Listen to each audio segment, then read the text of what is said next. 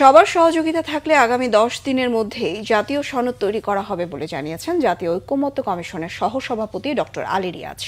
সকালে রাজনৈতিক দলগুলোর সঙ্গে ধারাবাহিক আলোচনায় তিনি তথ্য জানান। ডক্টর আলী রিয়াজ বলেন, কমিশন জোর করে কিছু চাপিয়ে দিতে চায় না। এখনো পর্যন্ত 8টি বিষয়ে রাজনৈতিক দলগুলো একমত হয়েছে, আর যেসব বিষয়ে দলগুলো একমত হতে পারেনি সেগুলো জাতীয় সনদে উল্লেখ করা হবে বলেও জানান। কমিশনের সহসভাপতি আরও বলেন, আলোচনার জন্য আরও 10 দিন সময় বাকি আছে। আজকের বৈঠকে প্রধানমন্ত্রীর একাধিক পদে থাকার বিষয়টি আলোচনা হবে। এছাড়াও রাষ্ট্র পরিচালনায় সংবিধানের 4 মৌলিক বিষয় নিয়ে আলোচনা হবে বলে জানান ডক্টর আলী রিয়াজ। আমরা একমত হব, যদি আপনাদের ভিন্ন মত থাকে ভিন্ন মত থাকবে, যদি সকলে মিলে অধিকাংশ দল মিলে